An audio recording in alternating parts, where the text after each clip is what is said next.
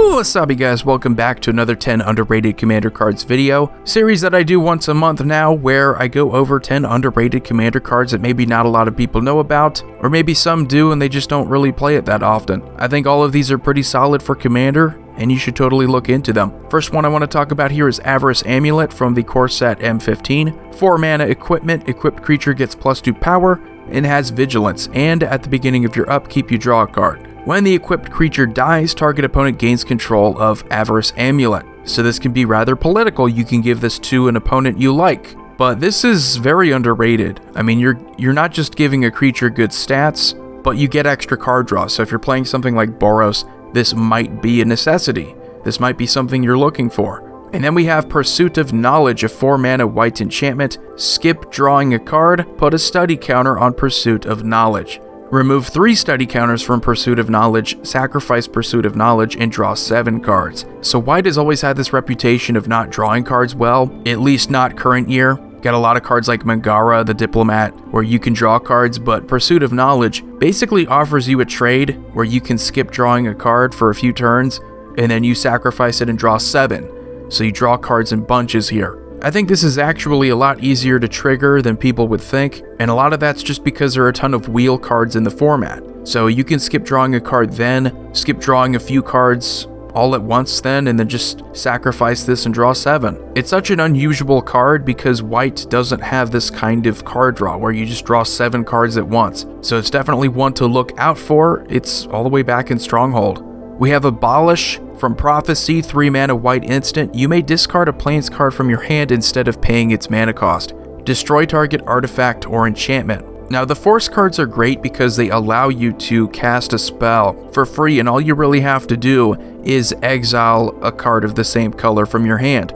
Abolish, you just discard a Plains, and there were other cards like this from Prophecy where you discard a basic land type in order to play it for free. I think this is worth it even in white, where land problems are more likely to happen. Discarding a Plains, if you have something like a land tax, you'll just be given a ton of lands during that game. So discard a land, destroy an artifact or enchantment without really paying any mana at all. I think that's a trade most people would take. That's better than disenchant mana-wise. Then we have Capsize. This common from Tempest is just so underrated, and it doesn't see that much play in blue, even though mid to late game, all you just do in blue is play Capsize over and over again.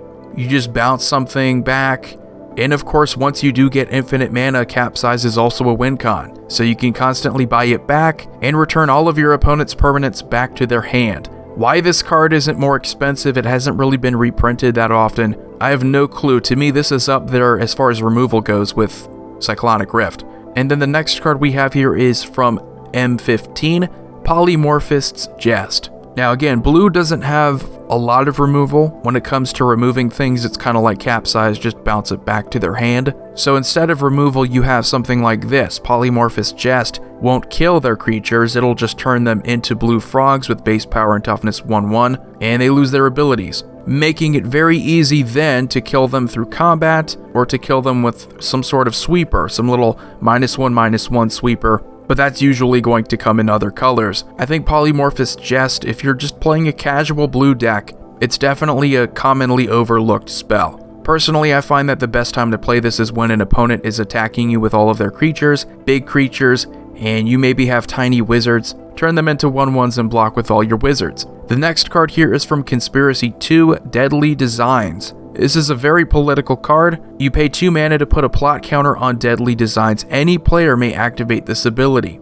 When there are 5 or more plot counters on Deadly Designs, sacrifice it. If you do, destroy up to 2 target creatures. I mentioned this card, and I think the only reason why I put it on here is because we have the newer black and white political strategy out of Strixhaven, where you offer removal, you offer card draw to your opponents as long as they're not attacking you. You know, you're making deals. This is another card where you're making a deal, where if you remove those 5 counters, you're destroying up to 2 target creatures, and since you're not the only player that can activate that ability and put the counters on them, that's how you're making the deal. Their creatures are likely going to be spared because you're on the same side. You want to remove the same creatures.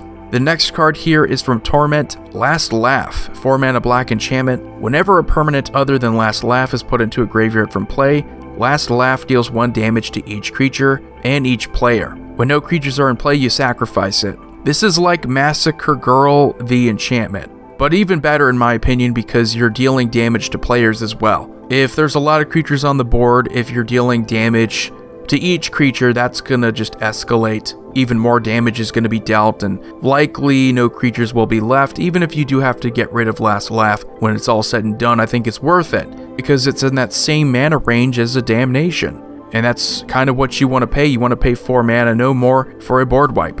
And the next card here, this one's crazy. Obsidian Fireheart from Zendikar. You pay 3 mana, put a blaze counter on target land without a blaze counter on it. As long as that land has a blaze counter on it, it has. At the beginning of your upkeep, this land deals 1 damage to you. Here's the thing, even once Obsidian Fireheart is dealt with, it's gone, they're still going to be dealt a damage. You know how difficult it is to get rid of your lands with blaze counters? It's really difficult. So if you can activate this ability, it's not even a super expensive one. You just pay 3 mana, however many times you want to, put a blaze counter on another land they control, and suddenly each one of their upkeeps are going to be dealt a ton of damage. And they have very few ways of getting around that, unless they feel like bouncing their lands back to their hand maybe and replaying them. This is the kind of card that I think would fit in well with a group slug strategy. And then we have Permeating Mass from Eldritch Moon.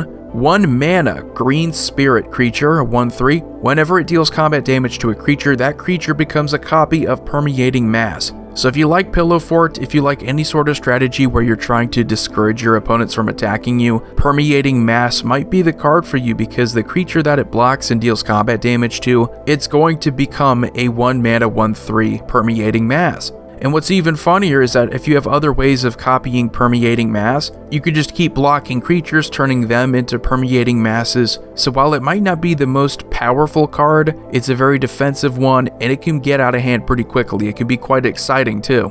And the last card here is One with Nature, a 1 mana green aura from Scourge. Whenever enchanted creature deals combat damage to a player, you may search your library for a basic land card, put it into play tapped, and then shuffle your library. So this is very much like that equipment, I forget what it's called, but it's that equipment that allows you to get a land whenever you attack with a creature. Now this one, making it so that you have to deal combat damage, is a little worse, but if you're effectively doing the same exact thing, if you're able to deal combat damage consistently, you're going to get more lands. I think this is definitely an underplayed green aura, especially when it comes to ramping up and getting more mana in enchantment decks. Why not go for something like this? If you can throw it onto an unblockable creature or a creature with evasion, you're going to guarantee yourself a land every turn. So anyway guys, let me know what you think about these 10 underrated commander cards.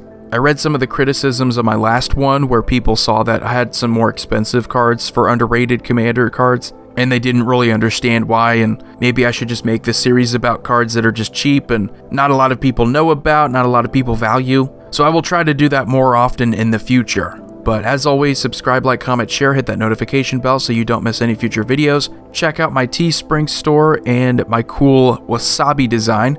Void here signing off. Have a wonderful day.